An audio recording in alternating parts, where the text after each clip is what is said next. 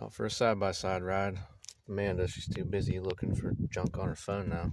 I almost ran this one over. It's like 60 degrees outside and we're bored, so.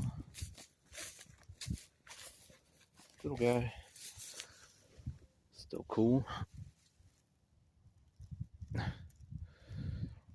That makes number 5. We're gonna keep riding around the fields here, see if we bump. Okay, just a few minutes later, coming down along this wood line here.